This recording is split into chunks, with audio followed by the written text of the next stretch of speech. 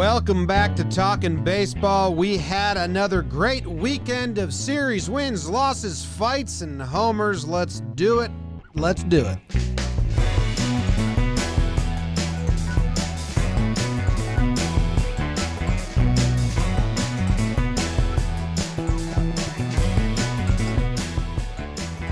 What's going on, everybody? Welcome back to Talkin' Baseball. My name is Jimmy. Sitting next to me is Jake. Behind the plate, we got BBD. We are coming to you live from the Roosevelt Studios here in the Bronx. That's rsvlts.com/JOMBOY. Another good weekend of baseball. There are some Corona things still going on, so I was going to say it feels normal, it feels good, but for some teams it does not. It still sucks, and I understand that. But for the majority, baseball's happening. It's rolling, it's rocking, and there's some good storylines, there's some good fights, there's some good wins, and just some good baseball being played. So I'm excited to chat about it. How are you, Jake? How are you? I'm good. You're right, Jim. It has seemed normal for us. If you're a Cardinals fan, you're probably having a bad time right now. And, you know, Cardinals fans are some of the best in baseball, so that sucks. They were hoping to get that cleared up this weekend. They're still out. Knock on wood, they get better. I think, you know, juxtaposing that, we just got news Big Ten canceled their football season. First Power 5 conference. So, again, this is a very real thing and super tough to navigate. So, you know, we all want to rip into MLB and Bobby Manfred at every chance we have. They also deserve a little credit that this thing is still somehow rolling and it's not a bubble and they're still doing it. And it's pretty crazy. Yeah, man. What how are you, Jim? I'm doing well. I'm waiting for the weather to get not hot anymore. Yeah, we had kind of a sneaky nice week last week. The weather was down a little bit, and then today was hot. I had perfect JV and high school soccer hair this morning, and I was excited to bring it to the office. Got too sweaty. It's already done. It looks nice. It's something. It's here. Do we want to do some housekeeping / hype what's coming up this week for Talking Baseball, the 5 for 5? We got a 5 for 5 week coming up. We got series recap today on Monday. Bang. Tomorrow on Tuesday, we have an interview, and I think it's just 30 minutes or so, but we have an interview with Rob and Matthew Lowe. Rob Lowe, the movie star, Parks and Rec, Chris Traeger, Austin Powers, Wayne's World. Biggest celebrity ever to come on Talking Baseball. Yes. And he wasn't coming on to promote anything. He's not coming on to talk about his life as an actor. Literally just him and his son are huge Dodgers fans, and they just wanted to talk some baseball. Pretty awesome. And they're everything you want. Go check it out tomorrow. I mean, it's awesome. Yep. And then Wednesday will be Trevor's Tidbits, like usual. There's no voicemail episode this week. And Thursday will be an interview with Milwaukee Brewers owner, Mark Atanasio. Yeah, and if that doesn't seem as sexy as Rob Lowe, well, Mark Atanasio is a very sexy man, A. B, your dad had it best, Jim. Well, A, the first part is there's only 30 owners. These guys rarely do stuff, so the fact we got him was pretty cool. Again, it's not, you know, we weren't pinning him down and trying to get all the odds and ends of baseball and trying to, you know, we weren't addressing the MLB's blackout policy or, you know, upcoming negotiations, but we talked some really fun stuff. And the way your dad phrased it, for Yankee fans, I mean, picture as it talking to Steinbrenner. Yeah, like Steinbrenner is a little bigger, but it's an owner. It's crazy. Yeah, so that's exciting. So 5 for 5 week. Friday will be the series recap. So thank you guys for tuning in and getting us to where we are. Appreciate tell a friend, share, get into it. Let's get into it. We got a lot to cover. Let's do it. You want to just roll? I think so. Do we have to do any Patreon thing? I don't. Catch them next time? I don't have it. I thought we developed a system. I'm behind. I'd catch you next time, Patreon. Catch you next time, Patreons. We got people live in the chat right now. Jimmy, could you tell me what happened in the Eastern grouping? In the East, the Yankees and the Rays met up for a 4-game set doubleheader in the middle. Game 1, great pitching, only 4 hits allowed. Tanaka versus Snell and the best of the Rays bullpen. Rays came ahead 1-0. Like I said, only 4 hits. Cole versus Glasnow for a 7-inning game 1 of the doubleheader. Great pitching matchup. Neither end up with fantastic lines. Cole pitched good, got in trouble late. Glasnow couldn't make it out of the 3rd inning, I believe. And then in the second half of the doubleheader, the Yankees went with debut season. Mike King gets his first start. Abreu gets his first debut, and a lot of debuts versus the Rays bullpen. That was kind of a sloppy 5-3 game. To close it out, the Rays walked off on the Yankees. They come back on Paxton in the 7th inning. Paxton had a good start for the first time this season. He actually looked really good versus Charlie Morton, who left due to an injury. Rays walk off. They take the series 3-1, climb back into second place, and the standings are up further along second place. The Braves and the Phillies, this is a fun matchup. They played 3 games. Regular old game 1. Phillies win 5-0. Arrieta, 6 shutout innings. Real Muto homers. Bruce homers. They homered the series before against the Yankees, so they're swinging hot bats. Then comes their doubleheader, 2 7-inning games, and the Braves sweep the doubleheader 5-2 in the first game, 8-0 in the second game. Fried goes 5 shutout innings. Acuna hits 3 home runs on the day. Freddie had a bunch of RBIs on the day. Braves take the series. The Marlins and the Mets, Jake. The Marlins stayed hot and won the first game. Mejia versus Waka. They win 4-3. They get up early. They stay with the lead. It gets close, but the Mets can't do it. But the Mets do win games 2 and 3. Conforto, Alonso, JD all hit bombs in game 2. Mets win 8-4. In game 3, it's Lopez versus DeGrom. 4 clean innings from the Mets pen on the back end of a DeGrom start. That's the biggest news for the Mets, is that the bullpen is actually helping win games. So good job, Mets. They take 2 out of 3 from the Marlins. Blue Jays and Red Sox squared off for 3 games. The Red Sox won game 1. Verdugo had a great game. More on that later. It was Roark versus Weber, so not the most sexiest pitching matchup. Toronto wins game 2. Godley versus Chase Anderson. Jays score 2 late to win it. And then Red Sox come back, take the series. They win game 3. Eovaldi versus Shoemaker. Red Sox walk off. Bogarts walk. Mitch Moreland hits the walk-off home run there, so the Red Sox pick up 2 games. I'm not sure any of that matters. And then the Orioles and the Nats. The, what's this called? Beltway?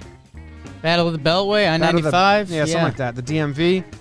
Baltimore wins the first game 11-0. Tommy Malone goes 6 shutout innings. They win the second game 5-3. They beat Doolittle and Hudson in the 8th inning. Baltimore's offense just rocking and rolling, beating starters, beating relievers. Game 3 is still going. It's suspended. I think they're going to finish it at some point later. The O's are up 5-2. They put up a 5 spot on Strasburg, who's making his season debut. So the O's offense scores 21 runs in 9 plus 9 plus 6, 23 innings. Some math pod, something people. like that. I don't know. So that's everything that's going on in the East. Let me take a look at the standings. It's kind of funny, man. The East is weird.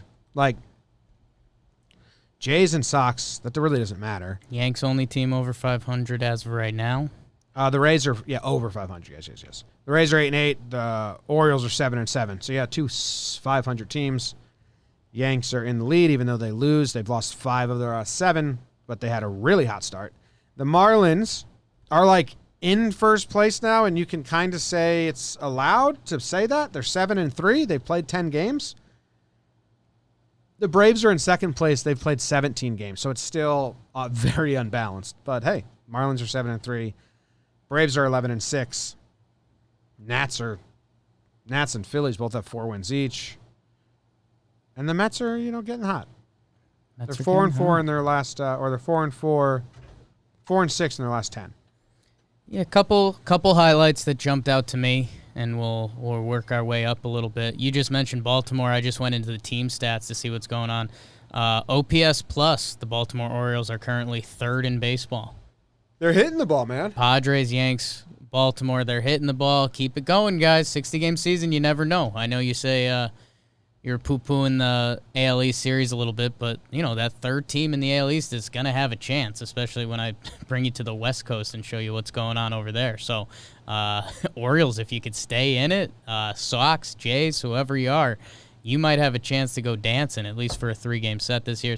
Mets bullpen, you touched on them. I think the stat was over the past week they have a 1.72 ERA, something like that. So the Mets bullpen is starting to figure it out after they had their very Metsy beginning to the season. Yeah, last 5 games, you got Chase and Shreve, 2.1 shutout innings. Edwin Diaz, 2 shutout innings. Seth Lugo, 2 shutout innings. Jared Hughes, the Mad Dog, 1.2 shutout innings. Big Jared Hughes highlight this weekend. Dylan Betances throws a shutout inning. Like, the whole bullpen kind of has been good for the last last 4 days, last 5 days. Small sample, but it's like half the season, basically. Jared Hughes going full floppy fish on us, which he was able to make fun of, which is good.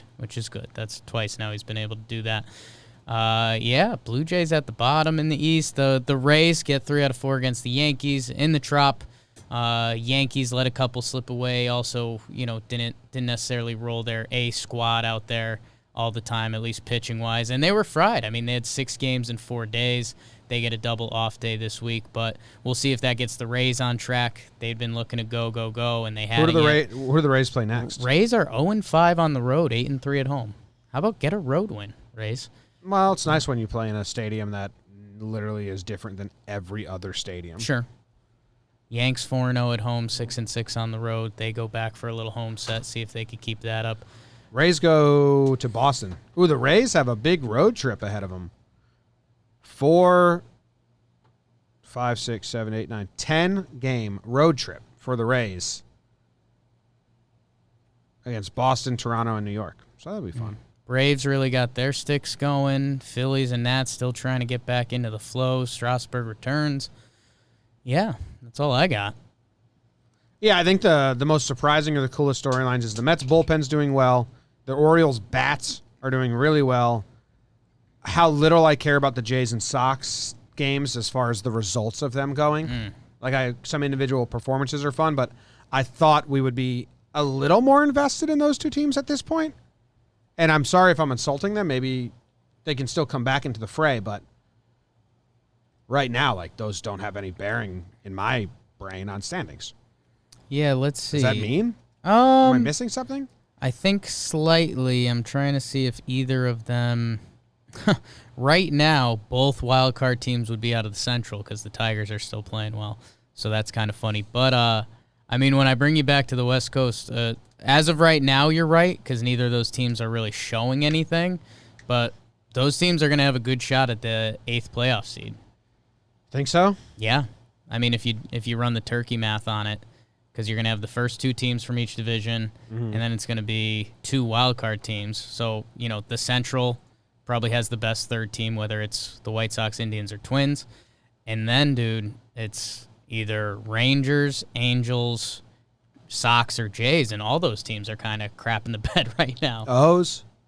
O's, yeah. O's could do it. The Tigers are 8-5, baby. So I'm just saying expectation-wise. Royals are hot. Royals are real hot. Yeah, that 8th wild card seed. I mean, that's going to be a bad team. It's going to be a bad team. It's going to be a bad team. In the AL. Could make that 1 seed important in the East. Trying to get you hyped for it, baby. You got to beat. If you want to win in the playoffs, you have to beat everyone. Praying for an easy path is kind of silly to me. You have to beat everyone, so I don't care who they play. Right, but it's nicer to have an easy pass.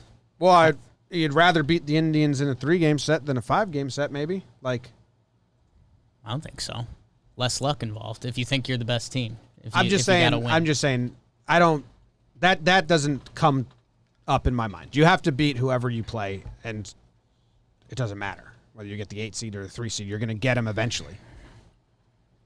It's easier to beat lesser teams. IMO. For sure. But after you beat the lesser team, then you're going to have to beat the good team. So you right, have to in beat a full series. I'd rather have a full series and leave it to less risk in a 3-game series. You got to win. The National League, that 8th place team is way different. It's going to be... They don't have enough games played over there. Yeah, the National League looks kind of weird right now. I mean, you're probably getting a team from the West. Right now, it looks like, because the Rocks are off to a good start. Padres. How did it only affect National League teams? Because there's interleague play nonstop, but not a lot of Well, the Marlins messed up the Nats as well. I know, but I'm saying it just happened because the Yankees got messed up momentarily, but then they got on board, and then Cardinals got messed up, and now that's messing up the Pirates. That could have easily been the Twins. It just happenstance that it's all the National League teams. Well, and the Yanks adjusted to play the Orioles, so they could do some stuff there. So yeah, but it's just kind of crazy that it was just the National League team and interleague regions. What's going on in the Central, Jim? In the Central, we had Cleveland and the White Sox battle it out for that second-place spot, chasing the Twins. In Game 1, we had a pitcher's duel, which you would kind of expect. Cease versus Savale, 2-0 win for the White Sox. Rockin', rollin', take the series. No, Cleveland says. Plesac dealt. Pitches really well. Goes out and celebrates that night in Chicago and is now sent home by the team. A little team suspension because he partied. But he is pitching really well. The Cleveland Indians won 7-1. The bats kind of come alive. Drew Anderson absolutely sucked for the White Sox. He gave up 6 runs in 1 inning. And then in the third game, it went extra innings. The Tribe wins it. Sunday Night Baseball. Suicide squeeze in the 10th. Oliver Perez looking so old out there. Kind of my biggest takeaway is that Oliver Perez looks like he looks like Moonlight Graham, the old man version on the mound. Moving on to Cincinnati and Milwaukee. Cincinnati, Bauer versus Lauer. We talked about this on the pregame show. Lauer gives up 6 runs in the second inning. Bauer does what he does. Cincinnati wins 8-3. Cincinnati wins Game 2, 4-1. Disco, I don't know how you say that, versus Anderson. 3-run first for the Reds. So they're just scoring early. 6 runs in the second, 3 runs in the first. They put 1 run up in the first inning of Game 3. It's Sonny Gray versus Woodruff.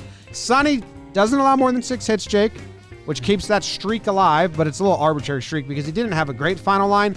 Would have had a better final line if Lorenzen didn't come in and absolutely blow the game again. Walks 3, gives up 1 hit, leaves the mound in a fit of rage. Just absolutely tremendously bad start to the season for Lorenzen. I'm going to bump it to you. What else happened in the Central? James, your Minnesota Twins face the Kansas City Royals and get the broom brought up, especially first game, Ryan McBroom with the late hit to give them the win 3-2. The second game, solar power, Jorge Soler hits 2 home runs. Kansas City wins 9-6. And then in the final game, how about Brady Singer? The kid outduels Berrios 4-2. Kansas City with the sweep. Telling you that Central's fun, baby. And then we had the COVID St. Louis Chicago Cubs. Neither of them played. Detroit versus Pittsburgh. Woo! You've got to be kidding me. The first game, 17-13.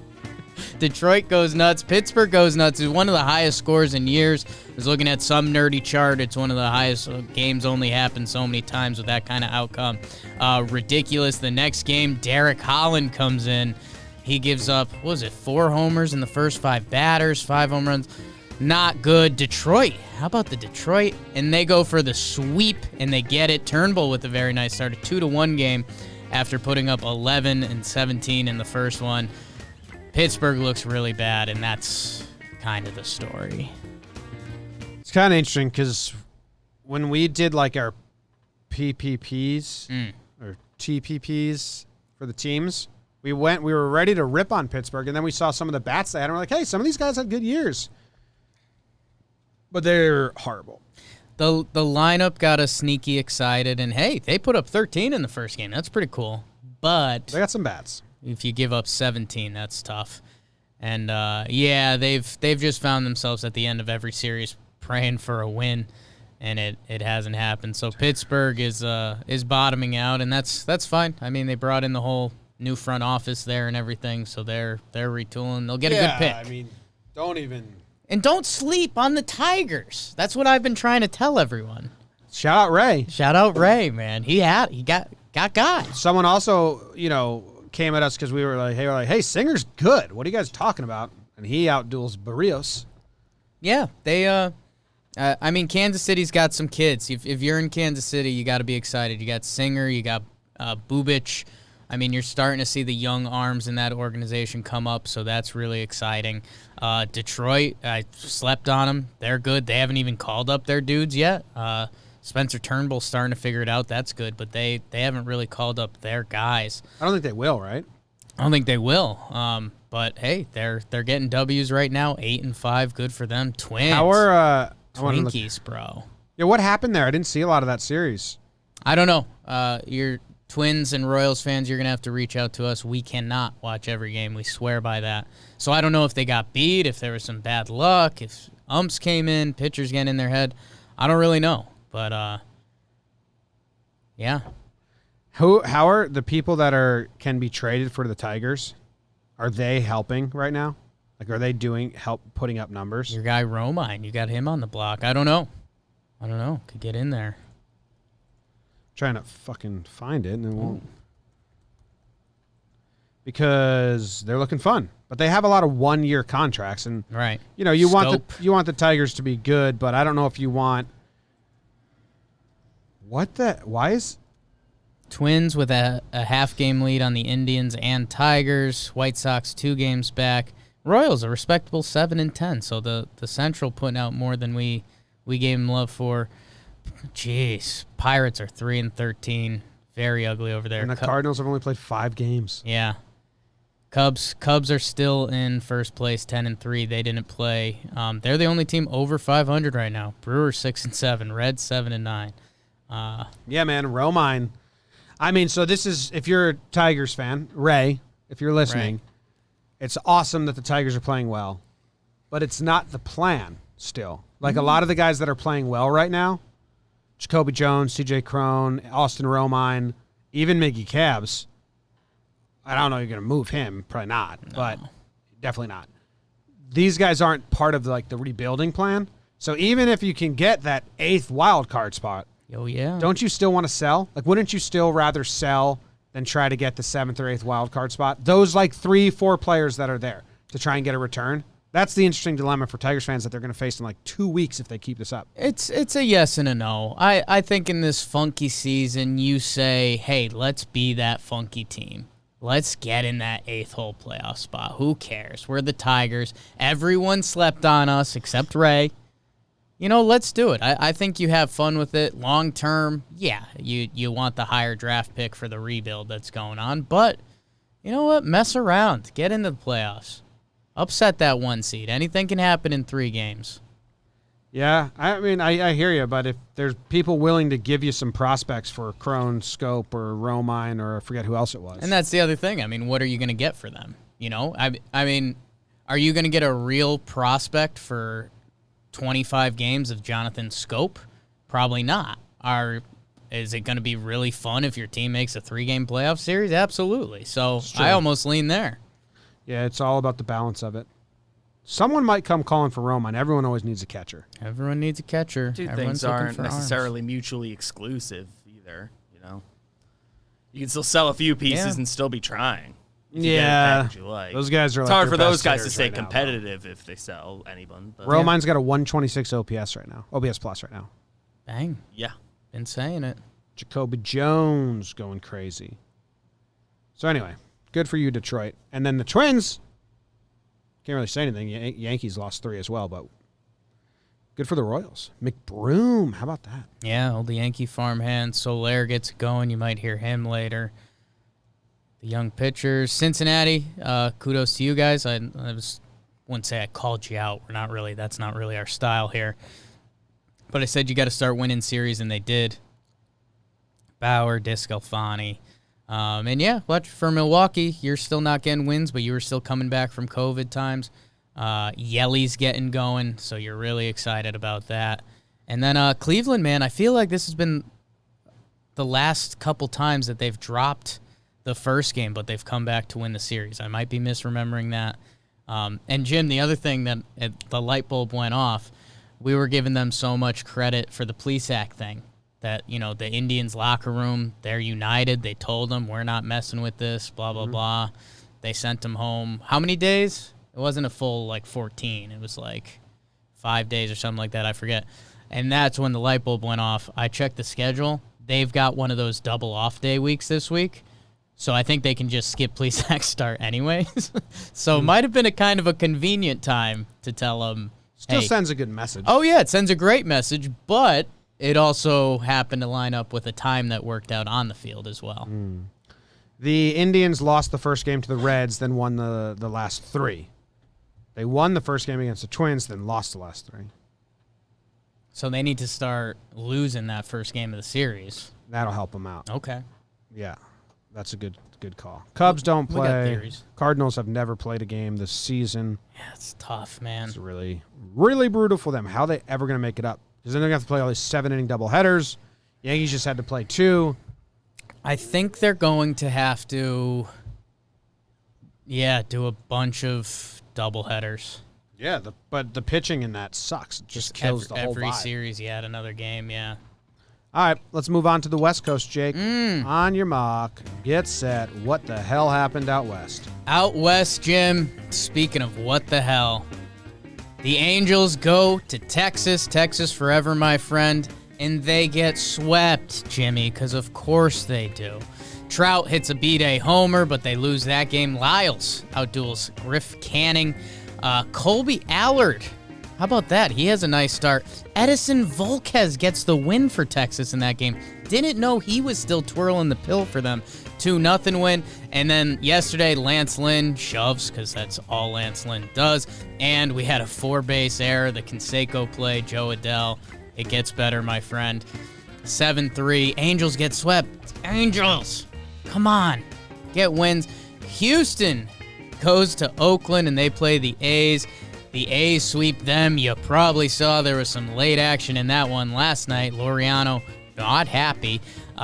They won last night's game 7-2. They won the first game 3-2 in 13 innings. Simeon with the walk-off. He starts the next game with a homer. You play 13, that guy beats you. Starts off the next day with a homer. Montes outduels Framber. Framber actually looked good. But the A's get the sweep. They've won 9 straight, Jimmer Fredette. Colorado at Seattle. Daniel Murphy with the 4 RBI game in the first game.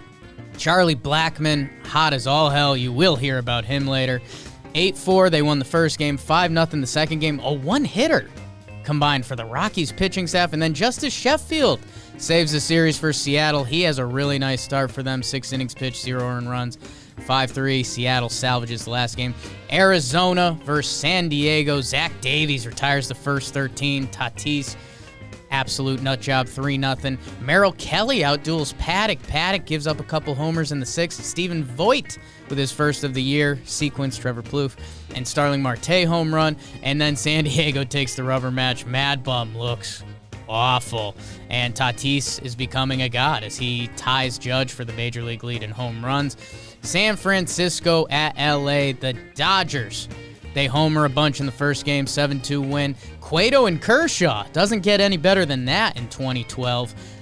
Giants win that game 5-4, and then 6-2 final in the last game. Gossman outduels Buehler for a little bit, but the Dodgers get to San Fran's pen. Mookie and Pollock play well, and that's what's going on in the West. NL West, Rockies and Dodgers. Hoagies and grinders. It's getting fun. 11-4 Rockies, 11-5 Dodgers. When do they meet up again? When do you guys play again? You know the Rock schedule off the top of your head? Not anymore. It's tough, man. Last night I had it, but I slept too hard. Oh, my God. I just lost it. Let's see. Rocks are going to play the D-backs, then Texas, Houston, Dodgers. So it looks like August 21st through the 23rd in L.A. Yeah, so a lot of time. So, yeah, a little time to go. Stay and close. Not the toughest matchups in between, although 4 games with the Astros. That's actually when the Rockies season fell apart last year. A little home and home. That'll be funky. You don't see the Rockies and the Astros normally playing a home and home 4-gamer. Rockies, Astros, yeah. Yeah. Weird year. Funky. How about your Padres? They win another series, Jake. Funky. Lamet pitches really well. Yeah. 6.2, 1 earned run, 11 Ks. Denilson, my guy. I mean, what's he looking like on the season now? Because hasn't that been a couple good outings by him in a row? Yeah, he's holy smokes. he's having a year. He hasn't allowed more than 1 earned run in 4 starts. It's my He's guy. got a 1.61 ERA. He's on my fantasy team. He's good, man. He's really good. Good for him. Only 1 homer, 28 Ks, 7 walks, some nasty stuff. They needed him to step up, and he has. And, I mean, speaking of step up, I mean, Fernando Tatis is very special. I love that the Rangers swept. I know you don't because you're an Angels fan, but I believe I forget how I said it. You said the opposite. I said the opposite. You wanted the Angels to sweep. I wanted the Angels to sweep, but now look at it. Now the Rangers, by sweeping, are back into second place. Yeah. So I like that it's messy. Angels are last place. If the Angels swept, it's a mess. The West is a mess. Besides the A's, who look so damn good. Yeah, they're 9-1 in their last 10 games, 9-0 in their last 9 games. They're gonna lose Laureano for probably a month, a while. If Joe Kelly got suspended for 8 games, what's Laureano's going to be, 15? It's going to be interesting. Joe Kelly has his appeal today, which is funny because he can just like point at Laureano and be like, look at that. What do you think about that? And the bigger thing is, I mean, we don't even think about it really, but it's the COVID stuff. I mean, MLB, very loud. They said you can't do that, so it's going to be bad. It'll be really interesting because it's the abbreviated season, and when you think of Joe Kelly's suspension, it kind of goes back to, like, he's a reliever. Like, in those 8 games, that's even if he pitches as maximum, that's like 4 innings of baseball. So we'll see how they treat it with Laureano. I think it's going to be big. What do you think, 20? No, I kind of like the 15 number. I wouldn't be surprised. I could see them doing less. I could see them maybe doing 12 and landing at 10 with the appeal or something like that because, man, Laureano's a really good ball player, and he's a big part of that team, and he gets baited in by a coach. He got hit twice in that game with a baseball. That doesn't feel good. And I went on one of these rants on Wake and Jake this morning, but, dude, think about, like, the Myles Garrett situation in the NFL. Like, he tries to attack someone with his helmet, and we always say heat of the moment in sports. And it's clearly the heat of the moment. A guy gets hit with 2 baseballs, and then he gets baited in by a coach. Like, I think that will play a factor. Laureano, you can't go running in there. You can't run there, though. I mean, I think it's more that the coach should also get in trouble than it should lessen what Laureano did. I'd like to see 12, and then I think you maybe get an appeal to 10, and I think that kind of ends up fair. Could I see it being more significant? Absolutely. I think they're going to lay down that. I think they don't want this to happen again. In COVID seasons, the optics are so bad that they may lay down like hammer here. Yeah, I wouldn't be shocked if they go 20. If they go a full month, I could see it. Like they may want to set a precedent as hard as they could possibly set. But Cintrone or whatever, did you hear a lot of other players coming out and saying, "Yeah, that guy sucks." Like adds up. He should get in trouble, dude. Laureano, and this is what Astros fans are getting upset about. He didn't need to give the sarcastic pitching lesson to the young player. Of course he didn't need to. But he's allowed to, and it's a crap about that. And it's like that's hilarious. It's funny, and he was doing it in a mocking, joking way because he got hit twice by the same dude, and it doesn't feel good to get hit. Who's not a big time major leaguer either. No, he doesn't. So that's Laureano twisting the knife. Yeah, so which is beautiful. So he's being, a jerk. But he's deservedly so. Yes. Very much allowed, because that's what all the Astros are saying. Like, he didn't have to mock him and give the pitching lesson. Of course he didn't have to. But he got hit twice, and he's upset. He didn't have to get hit twice. And he didn't charge the mound. He didn't yell or scream. All he did was casually just, like, make some jokes and poke fun at how that dude sucks at pitching. It was perfect. If you're complaining about that, get out of here. Oh, that's the biggest. Like, that's what the Astros announcers were saying. That's what Astros fans are saying. Until they saw the coach yelling that. That was pretty good, that exhale you highlighted.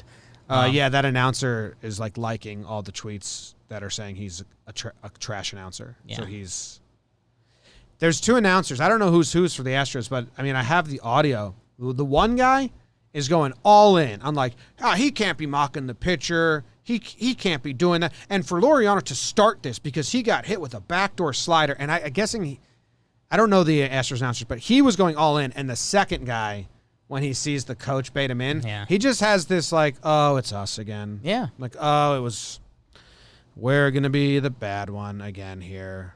Top down. So Jeff Bloom is the color guy. So I don't know if he's an ex-player. I don't know who Jeff Bloom is. Yeah, he is. So I think to me, I read it that Jeff Bloom was embarrassed by what the play-by-play guy was saying because he's a player and actually knows what's happening. Yeah.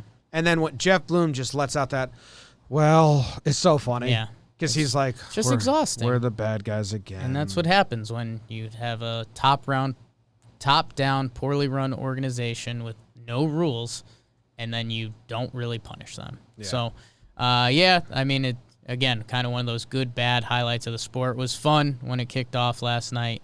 But yeah, the A's are rolling. More importantly, the Astros dropped to 6-9 on the year. Nice.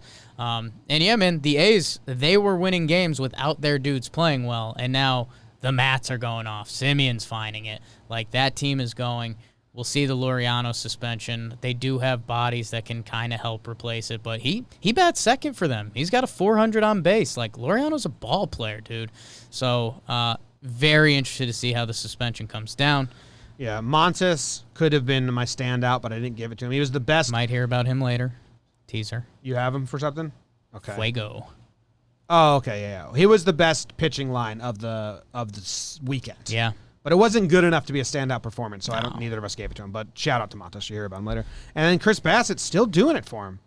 Chris Bassett's still doing it. How about the Rangers second?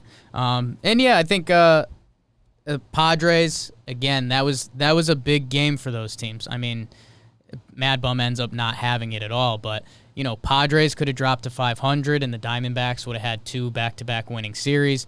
The Padres put their foot down, they win. Tatis looks special.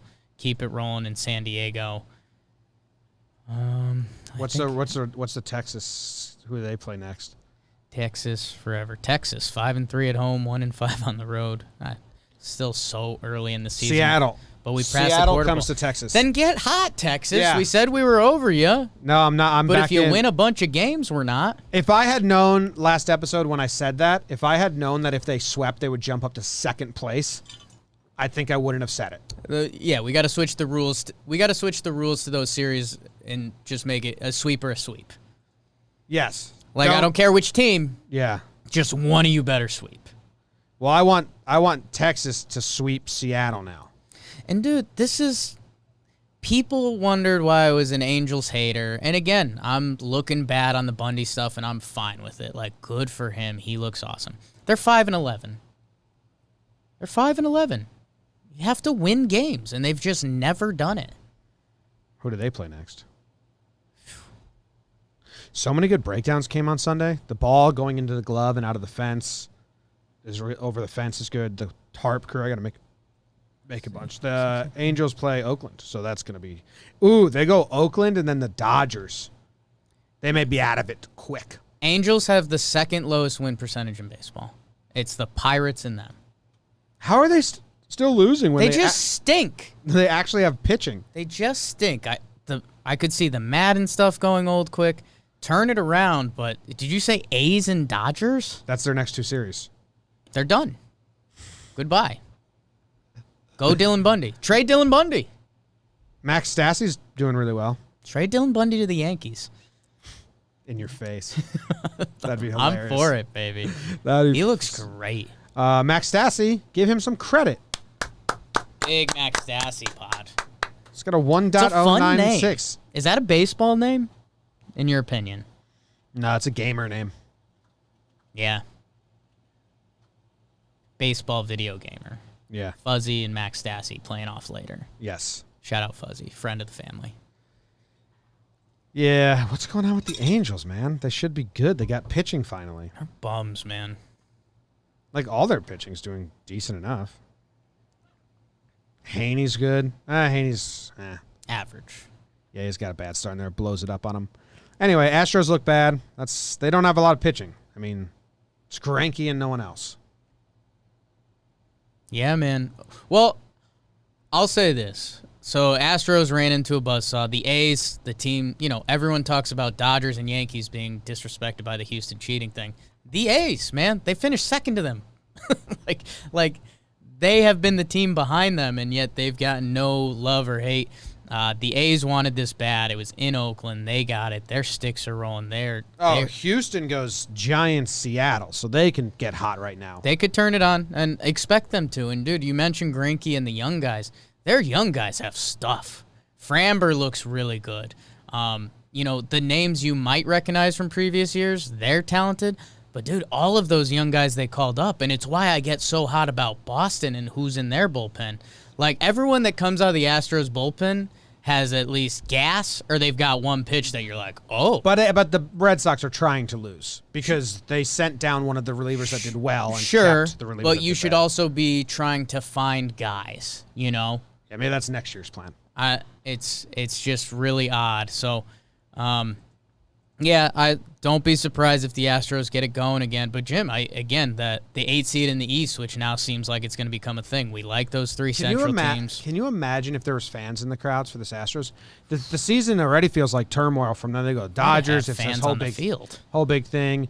You go to Houston or talk better, Jimmy. Okay. Go to Oakland and it's this whole big thing. Like they're getting the turmoil that we thought they were going to get. But imagine if there was fans and outside the bullpen, like brawls, man. Yeah. That's why I think because right now it seems like this isn't going to stop. And they didn't even get to play the East or the Central. They're only playing the West. So that's why I think MLB might come down ridiculously hard here. We'll see. I mean, I wouldn't be surprised at all, but I do think they have to take an effect, the shortened season in an everyday player. Mm-hmm. Joe Kelly's 1 inning out of the bullpen every other day if you're doing it right. Can you name the last 5 starters for the Astros? Last 5 starters for the Astros. Greinke. He sits in the stands. Everyone was laughing about that. Framber Valdez. Yep. He had a good inning, 7 innings pitched, 1 run. McCullers. Yep. 3.2, 8 earned runs, got blowed up. Yeah, he got lit up. I don't know if you're going to get the next 2. Yeah, I don't think so. Brandon Belak. He had a really nice start. Yep, 5 innings pitched, 0 earned runs. Start. And Christian Javier. Who had talented. Yeah, he had a good but start. No, not this past one. But he had a good start. Dude, all the guys that come out of their pen, they look sharp. It's going to be interesting to see. Bullpens are volatile as is. Never mind when they're young. It's going to be interesting to see how the pitching develops over the year, minus Cy Snead getting killed. So who's the worst team that's played more than 10 games? The Pirates by far? Yes. It's the Pirates and then the Angels. Is it really? Who signed Rendon. Angels have 5 wins, though. I think there was another team. Well, the Blue Jays have 5 wins, but they only have 8 losses because they lost games, and then the Phillies and Nats each have 4, but they played a lot less games. So yeah, I don't know. It's like they had a trade for Ross Stripling and Jock Peterson for an infielder they don't use, and they didn't do the trade. It kind of feels like that sometimes. Who was the infielder? Rengifo. He doesn't play? Not regularly. He's around. Why did they back out of that trade again? Because it was taking too long. It was the Mookie Betts stuff. It was Gratterall.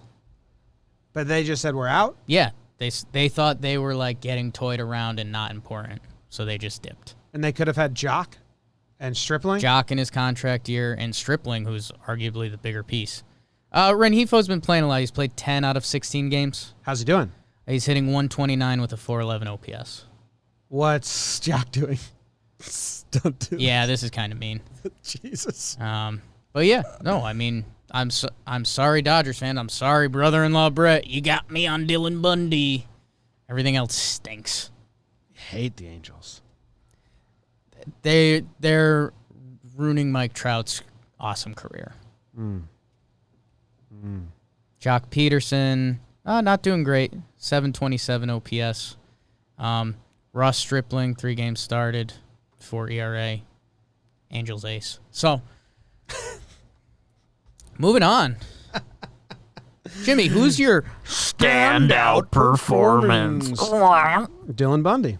No, my standout performance. I go first? You go first. It's a junior fest today. I am taking Fernando Tatis Jr. He goes 6 for 12 on the series, Jake. He hits 4 home runs, shoots himself way up the leaderboard. I think he's now tied for most home runs in all of baseball. 4 on the weekend. He had a hit and a homer in all 3 games. And his home runs are big, dude. He's if you took Aaron Judge and cut his head off and then sawed his body in half, that's the size of Tatis, and they hit the ball the same way. Yeah. It's wild. I'm scared to start talking about Tatis because I can't keep it tight. Okay. He's I've started this. He's given me Griffey vibes with the swag and just how talented he is. Did you see that stat West about Coast. first 100 games? Someone tweeted out, and these stats are right. You kind of have to preface it like, take this for what it is.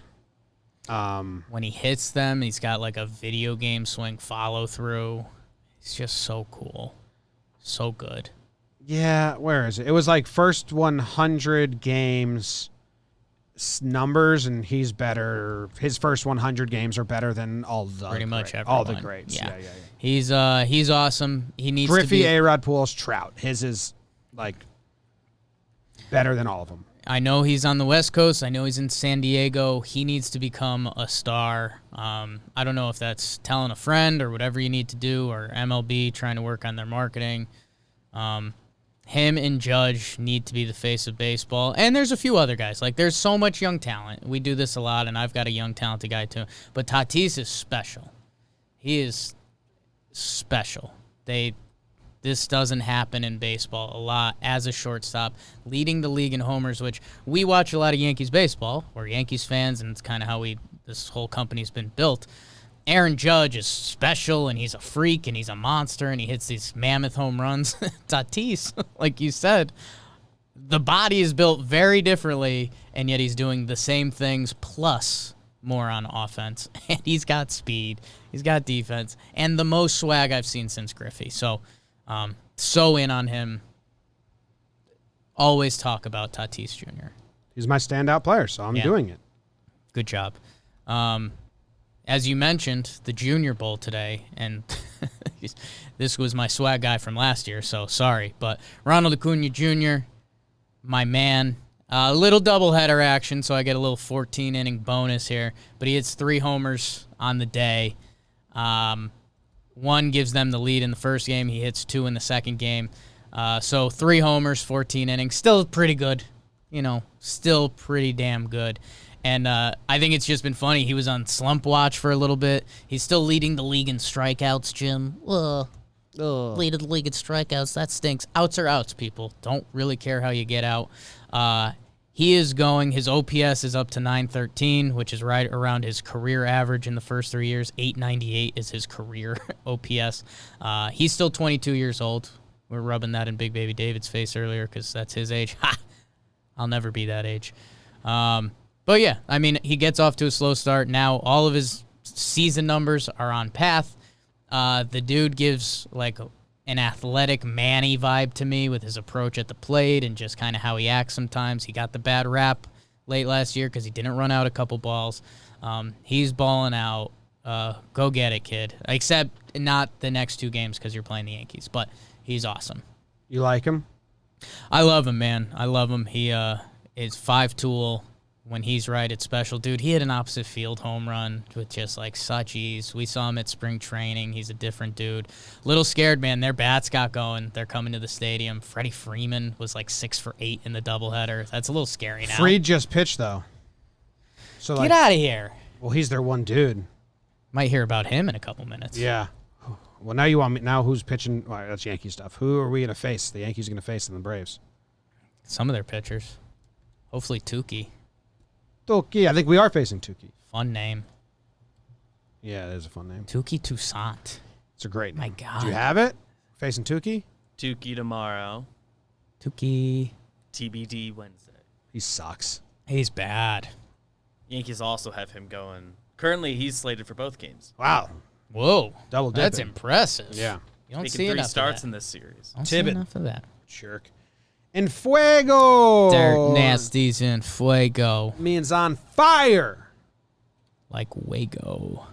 Jim, you put down 3, and then I put down 3. Friends. I put down Charlie Blackmon. Love him. Charlie Blackmon had 8 hits in the series. Nasty. 8 hits in the 3-game set.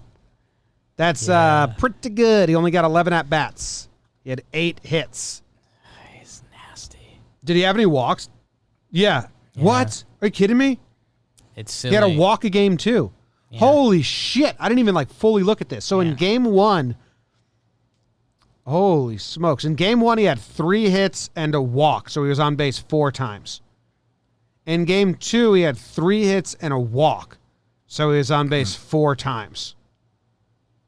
So he was 100 on base percentage after the first 2 games. And then in game 3, he had 2 hits and a walk. So they got. Are you telling me he only got out once? He's busy. Hold on. He had places to be. So in the first 2 games, okay, no. No. I think he got out 3 times, right? He was in the first, yeah. So they got him out once a game. Holy smokes. Man. He currently has a 13-game hitting streak or 12-game hitting streak going. I've got more stats. Holy shit. So I went into the splits because I knew he got it going in Colorado. I was wondering about the rest of the year, and he's got, the home and road splits that a lot of these Rockies players normally do. He's going nuts, Jim. Home and away, he's hitting .481 at home. He's hitting .438 on the road. So, okay, almost split through. He's hitting .609 versus lefties, 14 for 25 against lefties. Charlie Blackmon is a left-handed hitter. He's going nuts. Last 14 days, he's hitting .553. 14 days. Yeah. Charlie's in fuego. Is as hot as they come. I didn't realize he got on base 4 times in back-to-back games. Currently hitting .458 Jeez. on the season. Jeez, crow. I'm not going to say it. Someone's going to get close to 400? Yeah. I think so. Someone's going to get close to 4. Charlie Blackmon. Charlie. LeMahieu. Anyone who's ever played for the Rockies. The other guy I put on here doesn't have that going on. No, nobody does, to be fair. But doesn't have not a string of hits. It's a different kind of hot. It's just homers. Yeah. Mitch Moreland's hit 4 home runs in his last 4 games. He had 2 home runs in game 3. One was a walk-off. He just had himself a good series. He had a hit in every single game. I like that when I look for my on fire. 500 on base percentage in the 3-game set. We do series recaps here. So 3 home runs, 500 on base percentage. Mitch Moreland in fuego. I'm not sure that one's going to carry over because he wasn't incredibly hot beforehand. But he earned it on the series. Good job, Mitch. It looks like you got one hurler. Max Fried, man. That's why I was excited he's not pitching against the Yankees. I don't think he's going to get a start. I mean, since Soroka went down, we said Fried's got to put the team on his back a little bit, and he has done that.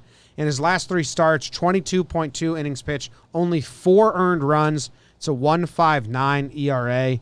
I mean, Max Fried is lighting it up out there, which is good because when guys with the ability use it and do that, it's awesome. I mean, on the season now he's got a 1.59 ERA. His first start is the worst of the season, 5 innings pitched, 2 earned runs. Clearly on a bit of a pitch count there. The Max Fried dick dropping tour rolls on. He looks good.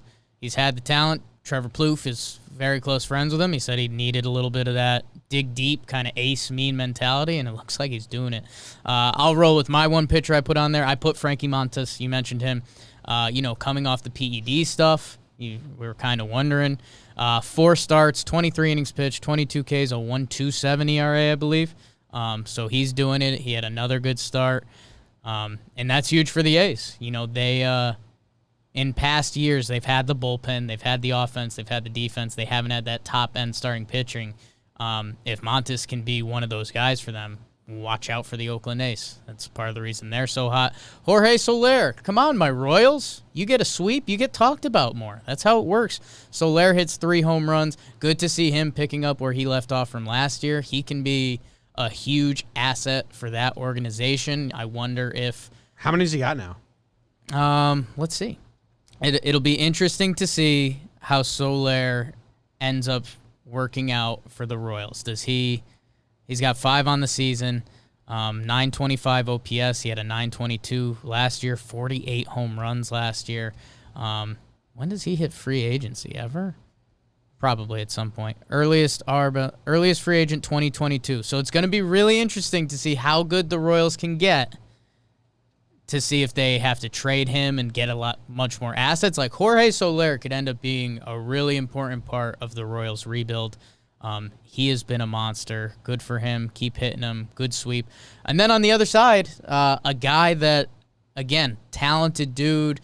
He scared everyone right before the season. Byron Buxton. He hits 3 home runs. OPS of 1.267 OPS in his past few games. So not bombs too, right? Not a guy you expect the power from. But holy smokes, we talk about OPS a lot, on base plus slugging. One of the easier, newer stats that measures a guy. League average is around 750. If Buxton's one of those guys that can be around league average, he's a special player. Want to hear a really weird stat on I Buxton? do. Buxton now has 3 home runs on the season.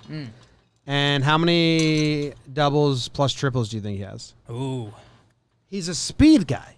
speed guy. I'll guess 3. 1 double. Isn't that weird? Yeah. You think he would turn some slappers into doubles down the line, a little tarp shot or something like that, Yeah. 1 double, 3 homers. I went through his game logs to see if he's ever hit 3 home runs in 3 games before. On August 27th, 2017, he hit 3 home runs in 1 game. So It's pretty good. that's better. I mean, guy, anyone you talk to about him says that he has just some of the most talent you will see in an athlete. Like, we rarely cross sports with baseball because it's so much skill driven, but this guy is a freak athlete. And he had an 827 OPS last year in 87 games. So, like, if he can stay healthy and out there, he's almost become a bonus piece for the Twins. Like, when he came up in 2015, 2016, he was supposed to be their next star.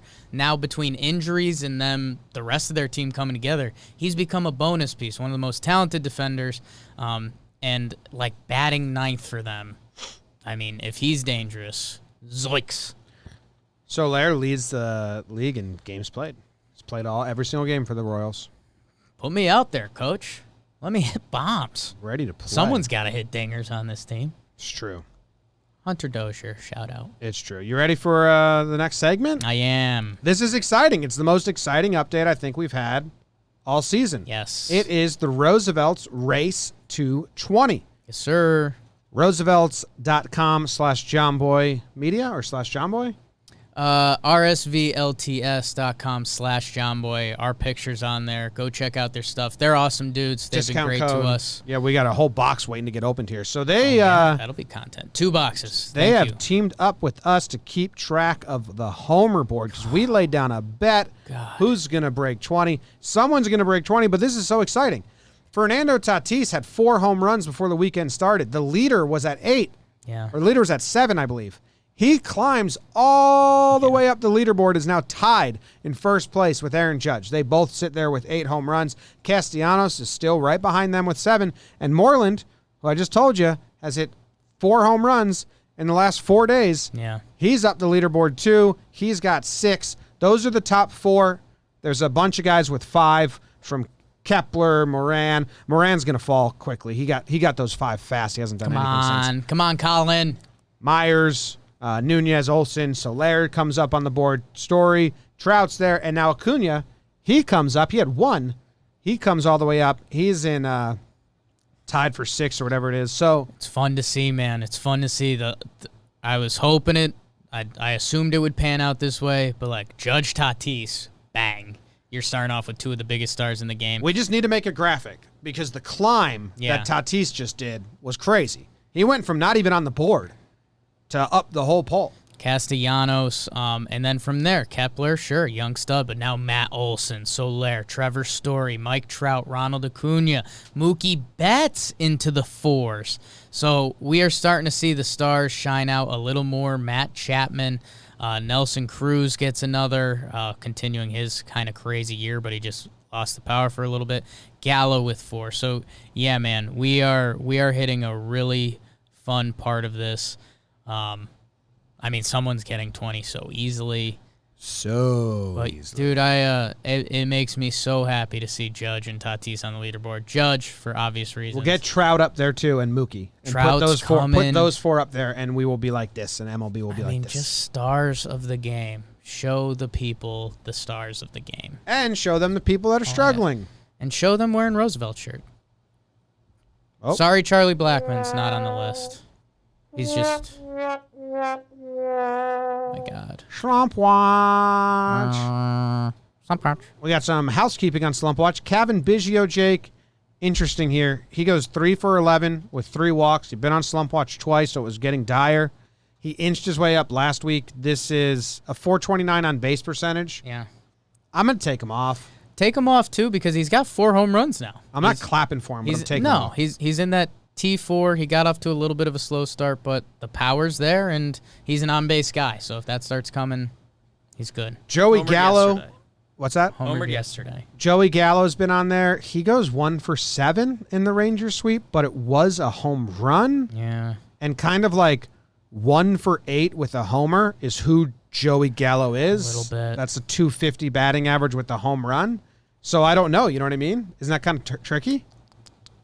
Like if Joey Gallo every 8 at-bats hit a home run Right. and went 1 for 8 and hit it, like that's who he is. And I assume he has a couple walks in there, and Texas was winning games, so I'm taking him off. It's very interesting because like he's still, it's weird. He could be an instant back on. Well, okay, so that kind of sounds like you're still watching him. I mean, I'm always watching Joey Gallo, so that's the catch-22. He had, let me see, he had no walks. No walks? No walks. He only played 2 games. Games. Keep him on. He's a star. Okay. Get going, Joey. People in the chat asking for Lorenzen. Lorenzen doesn't deserve it, I have him on here, but but he stinks. yeah, Yeah. it's not a slump anymore. Yeah. It's gone past slump. Stink watch. Yips watch or something. Yips watch. Evan Longoria, 2 hitless games. One with 2 hits, though. He's still on, but I'm getting to the point where I think I don't care Yeah, anymore. I mean, I was hoping. Let's give him another week of being on Okay. before we do the don't care watch. Okay. He's deserved it. He's a Nice star. career. He deserves Nice career. it, yeah. Justin Smoke, 3 hits in his last game, a double, 2 RBIs. I'm taking Justin Get out Smoke of here. off. See you later, Justin Smoke. Now, Tommy Pham, I was scared to put this dude on in the first place. 1 hit, 2 walks, 250 on base percentage.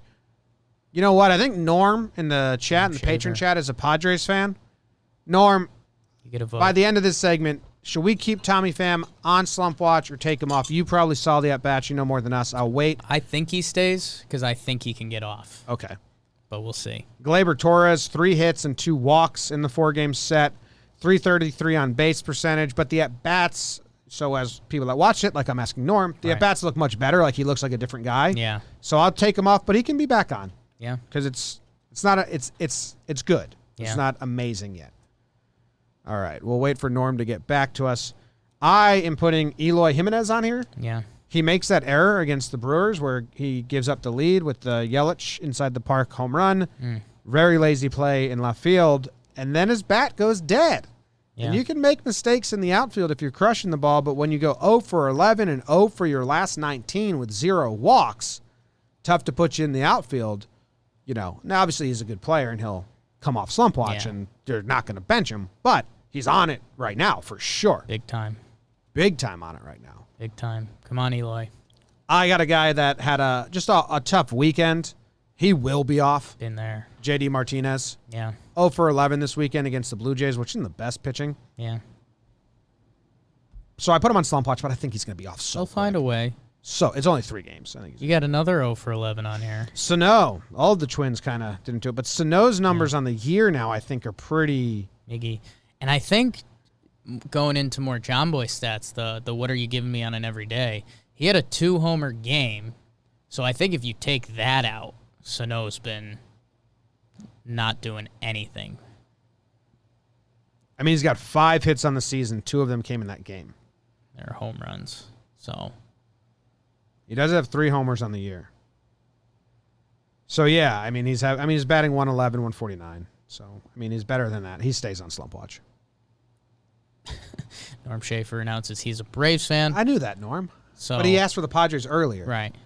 He says leave him on it. He stays. Tommy Pham stays. Jim, the one guy that I want to put on here, and I think we need to bring things back into scope a little bit because he had an awful last start. It's Madison Bumgarner, who the miles per hour have been down, although I think they ticked up slightly last game from like 87 to 87 and a half. He got knocked around against the Padres. 2 innings pitched, 6 earned run. He gave up 4 homers.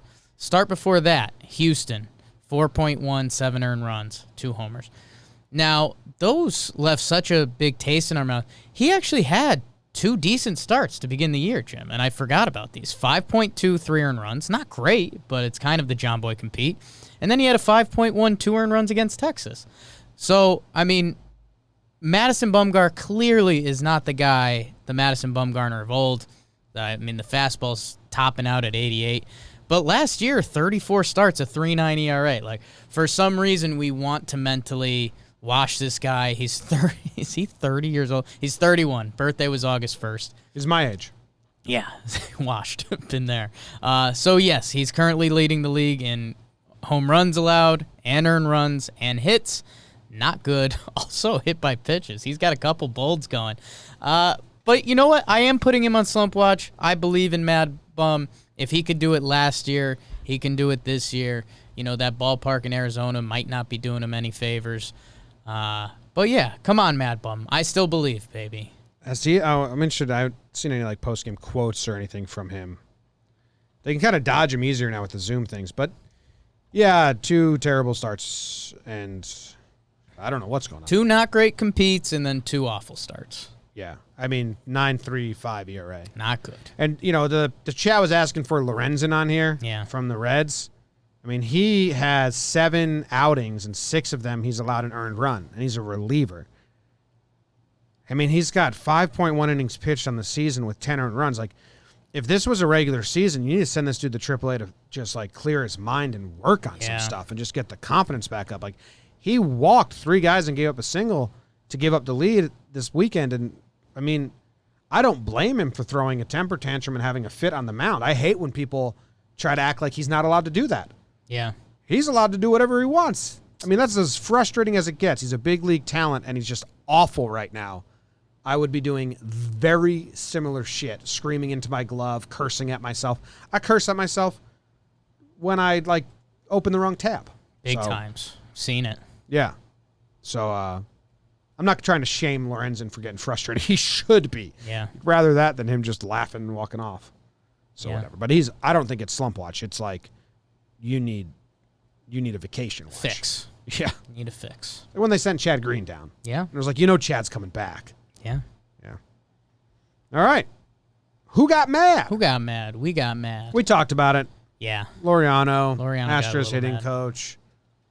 Dude, you like how like I pointed out in the breakdown that the hitting coach like steps up and pikes up his pants and like goes in that position? Because you see it, but when you realize that he did that before Laureano even came at him, it's like, oh, he really, really invited this. And that's the only thing that, again, maybe it's the blind optimist in me. Like, any player around the league, any person, anyone around the league will say how unacceptable a coach doing that They're is. supposed to be the peacemakers. I mean, doing the international come here, let's fight sign, hiking up the pants, stepping up. Do you think that is do you think so not acceptable? Do you think the Astros coaches and Dusty Baker had got ejected already? And we saw Dusty Baker stick up for his guys with the Joe Kelly stuff and yell at Joe Kelly and get into the name calling and stuff. Do you think they know these guys are going through hell, they're players, so they're trying to be extra, like, have their back and stuff, and it's just kind of a lose-lose all around? Do you think there's any sense of, like, you know, they're babying the players because their life sucks right now? I think part of taking this job for this year was like, hey, you're going to have to blindly defend these guys over something you probably don't even want to. Like overprotected. They're basically helicopter parents and right then now. did you see the Reddit quote after the game? What He's did like, Reddit say? I hope this doesn't put a bigger target on our back. Like, we're already sick of having the big target on our back. And it's like, what? Well, they don't realize that. I know. I feel bad because I don't think they realize that. And I think Astros fans don't realize, like, you've lost the benefit of the doubt. Teams are allowed to be mad at you. Yeah. And then when you hit them, be it by accident because it's a rookie pitcher who doesn't have his stuff, or on purpose, but even if it's accidental, like, the fire's lit already. And I think Astros fans are forgetting that. They're hoping that everyone just forgets and, like, gives us a fresh start. It's like, no, the entire league is granted one season minimum where that fire starts the minute you come to their stadium, and any slight action, the flames will grow. You know what I mean? Like, we're not at slate zero. And that's what the Astros fans, and I think the Astros want everyone to be like, can we just forget it and put it past? No! Everyone gets one season minimum to be fucking mad at you guys. And that's the whole problem with them not actually getting punished. If they had a postseason ban, or if they had something that affected these guys, then I think there would be less of a fire. I think that, you know, think about what happens yesterday. If Laureano goes to first and the Astros are banned from the postseason this year, which imagine how many guys would have just opted out for them. That would have been pretty hilarious. That just probably ends up with Laureano saying, see you in October. Yeah. See you in October. But they didn't get a punishment. So now the players feel like they have to be part of it. Yeah. So go check it out. Check out JOMBOY. The breakdown. Breakdowns. You got an award? Awards.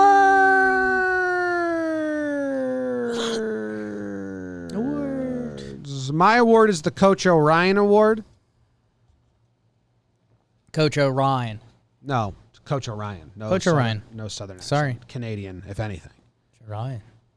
You're going to learn to play two-way hockey, offense and defense. That's Coach O'Ryan. It's Coach O'Ryan. He took over the Mighty Ducks when they went to prep school Right. in Minnesota. And, you got to play defense too. Right. Two-way hockey. Oh, I'll play two-way hockey, Coach. You know who played two-way hockey? Who played two-way hockey? Verdugo. Yeah, You know what he did in a game? He popped two over the wall himself with the bat, and then he brought one in with his glove. Yeah. I mean, that's a pretty huge effect on the scoreboard right there. Yeah. That's a 3-run swing. Were there people on base? Did he have, I'm guessing. there I weren't all don't solo think so. shots, I were think they? it was leading off the inning. But, were his home runs? I'd have to get in there. Not Me too. sure. I should have had this prepped. But, dude, Verdugo's having fun. I have some Red Sox buddies texting me, I love him right now. Yeah. If he can have this much fun on a team that's knowingly tanking, Yeah. imagine what he's going to do. Fun interview. Fun interview where he was like, I still love baseball. Oh, dude, I should bring up that interview. Did you hear the beginning of it? Probably not. Maybe. Let me find it. It'll be quick. But they keep asking him about, replacing Mookie Betts. Right. And he shoots this reporter down so quick. Here's replacing a guy, Mookie Betts in right field. Why doesn't that seem to have affected you at He all? can shake his head. Because I'm not replacing him. Yeah. You know what I mean? Yeah, he played. I'm not replacing him. Yeah. Yeah, we got traded for each other, but he's doing his thing. I'm doing my Yeah. thing. I'm Alex Verdugo, Yeah. not Mookie Betts. Yeah, and he's got 3 homers on the season, obviously 2 in that one game. The numbers are coming up, 802 OPS. And yeah, man, he was a really solid ball player for the Dodgers last year. I mean, a 23-year-old with a 294 batting average and 817 OPS, 12 home runs. They started platooning him early. The Red Sox fans obviously want to see him every day, and I think he's starting to earn that. And yeah, the catch was really nice, and he celebrated it in a fun baseball way, clearly not showing up the other team, just stoked he caught it. So yeah, man, do some good things. Don't compare yourself to Mookie Betts, and you should be all right. Start finding that monster a little more, kid. I think he put one over it, but you could slap a couple easy doubles off that.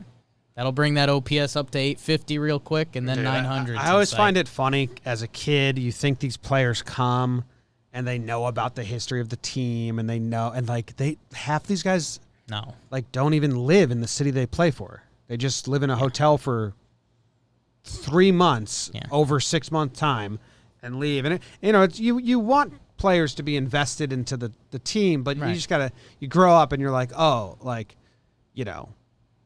Verdugo, he doesn't need to know about Veritek, and he doesn't need to know about all the history.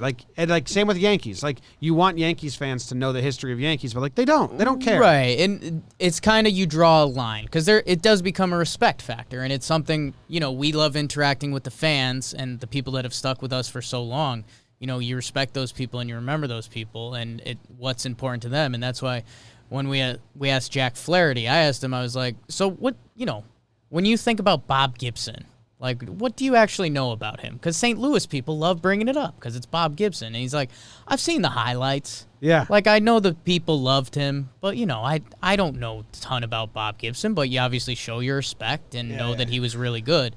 In Boston, it's kind of funny because, the example, Veritek, I think he maybe knows because he's still involved. So I was just throwing out I was going generation. Bill Miller. Just someone from, that Boston fans would be like, wait, he doesn't know Billy Miller? I know, but why would they? I think as you're a kid, you don't realize that. It's like when you write for a TV show, if you come on in the 6th season, right? They give you this binder. Yeah. Like, here's the character Right. arcs. Here's the You have to know characters. Manny, Ortiz, Pedro. It's like, sit them down and just be like the Veritek. very basic history. They ask about a knuckleball, Wakefield. It's funny. That's But anyway, good. good interview by Verdugo. Good play. Two-way two-way hockey. He gets Two-way the hockey. Coach Orion award.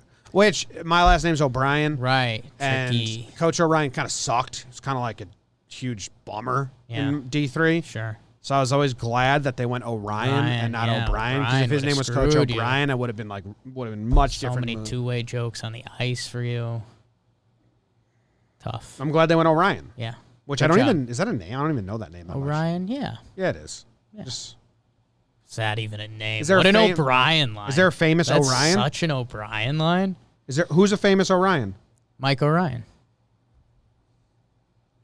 Yeah, dude, it's not really a name. I just Googled it, and it's like there's not a lot of Orions. Ryan. How'd you spell it? Like your name or like Ryan the name? Well, how's it spelled in the movie? I'd have to ask you that. Orion's belt. Good job in the chat. I don't know. I don't know how to spell Do you it. have any stars named after you? That's different. That's not a different Orion. I'm very interested now. Give me your word. I'm going to do some Orion. My award goes, I'm giving out the Welcome Mat Award. Oh, my God. It is spelled like the star. Orion. So it's not even the same name then. Never mind. I'm giving out the Welcome Mat Award. Baseball is a tough sport. Tough sport. And, some guys come in hot, and that's how it goes. Other guys don't come in hot, and that's how it goes. I'm giving the Welcome Mat Award to Jo Adell. Mentioned it briefly about the 4-base error. Jo Adell had a Canseco. He's on the warning track, going back to catch a ball. Hits his glove. hits the webbing in his glove, pops out, and goes over the wall. So instead of an out, he gives up a home run. That's a very bad feeling. Very bad feeling. Guy was a top 5, top 10 prospect in baseball. He's supposed to help out my Angels, and he's going to help out my Angels. You just got to do the Brett Favre thing there. He's 21 years old. Send a dick pic? No, his first pass went for a touchdown. It was an interception, pick 6. Right. And he went to the sideline. He's like, Coach, can you believe it? My first pass goes for a touchdown. Yeah. And it went for the other team. And Favre was like, I don't care. Touchdown. Yeah. That's what you got to do. Home run. So, obviously you wash that off, and everyone's going to end up laughing at it. But it's tough, especially when you're getting swept by Texas. But he's 2 for 15 with the bat right now, 9 strikeouts and 15 at-bats. The big leagues are showing, Jo Adell, it will get better. You're a future big-time player in this game. Use that. Use the 4-base homer as a laugh and to say, well, it won't get any worse than that. So let's turn it on, start playing well. All of my Angels start playing better, help Mike Trout. And Jo Adell will very soon. Yeah. I mean, it's also tough because he doesn't have, he's not coming from a month of AAA or spring training or anything. It's a brutal ass. 21 years old, man. So it gets better, Jo Adell. A little stat boy update. Orion is not a common name in the slightest, so I need you guys to take back your poo-pooing. I'm talking about the belt. I'm talking about in the galaxy.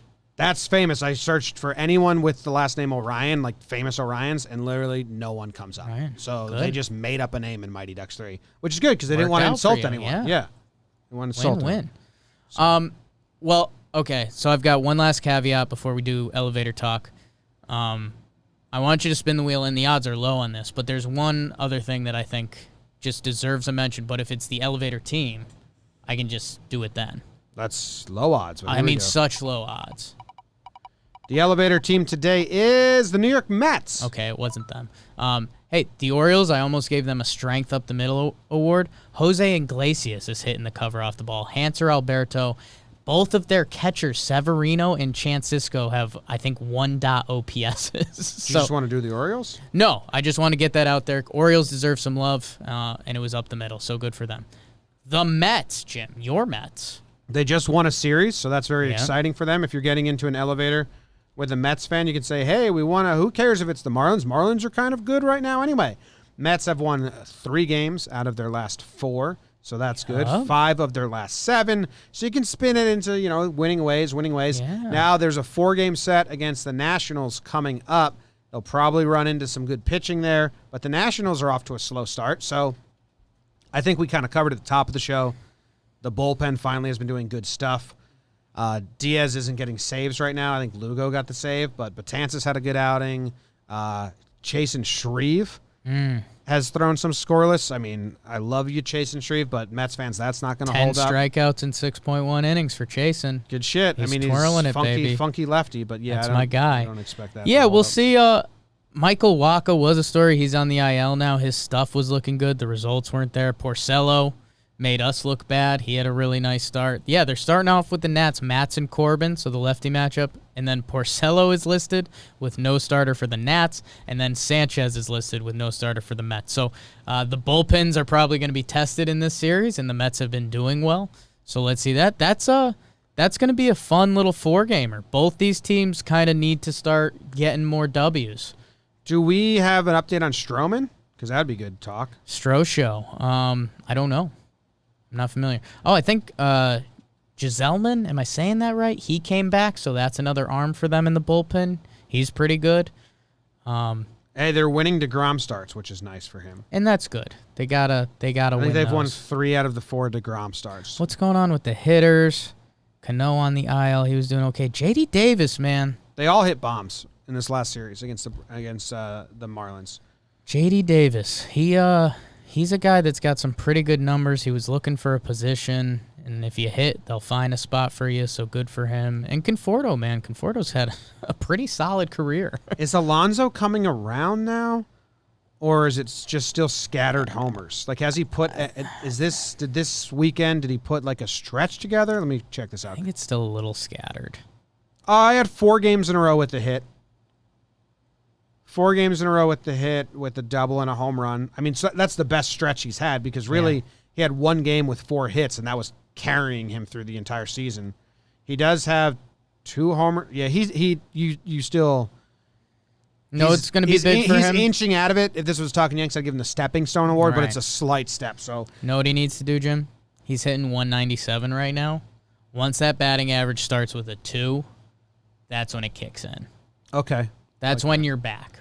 all right. You know, so look out for that. Yeah, man. Are we rooting for the Mets? Always. Okay, done. Well, who else are you going to root for? I mean, I want the Mets to make the playoffs. Like the Nats, like Soto and them. All 4 of those teams How in about the this? East, I don't care. I think this is my sweep or sweep series. Either Nats get hot or Mets get hot. I don't want to keep my eyes on both of you. Okay, then I would rather the Mets sweep Go Mets, baby. because if the Nats, We're Mets fans anyways. if the Nats sweep, then they're both still in play. Right. If the Mets sweep, Nats are deep down there. Sweep or sweep. What happens? Why? What's the result? I don't want to say something wrong again. Like, Well, no, I mean, if the Mets get swept in a 4-gamer, they're 7-13. So I think if either one of these teams were to get 4 games swept, they're hurting pretty but good. in that division, wouldn't they still be in there? I mean, Nats will go to 8-7. I mean, everyone's still Yeah, alive. 'cause Phillies it's only very have early. 4. But give me a sweep and sweep. The Nats would only go to 8-7, and they'd be 7 and whatever. It'd be close. If the Mets sweep, and the Nats are at 4-11, Right. that's doomsday for Nats. Just don't split it. That's boring. Don't split it. Either 3 out of 4 is okay too. One of you teams get us excited for Friday's Talking Baseball. I am rooting for the Braves to win the division. Okay. I don't care who wins. I want the Mets in the wild card game. Marlins. I want to see DeGrom in a wild card game. Okay. 3-game series. What? I want them in the wild card game. There's no wild card game anymore. 3-game. New No. playoff format. Yeah, there is. 7 and 8 play a wild card game. They play 1 plays 8. I thought there was still a wild card game. No, I thought Everything's a 3-game set. Well, then I don't care about anything then. Sorry. Sorry. I thought 7 and 8. I thought it was 1 versus 6, 2 versus 5, I think it's everybody 3 plays versus everybody. 4. All right. Cool. Well, I don't know. Then nothing matters at all. Then just let's go to the playoffs. This is stupid. Okay. All right. That's the show. Goodbye. Thanks for tuning in. 5 for 5 this week, everybody.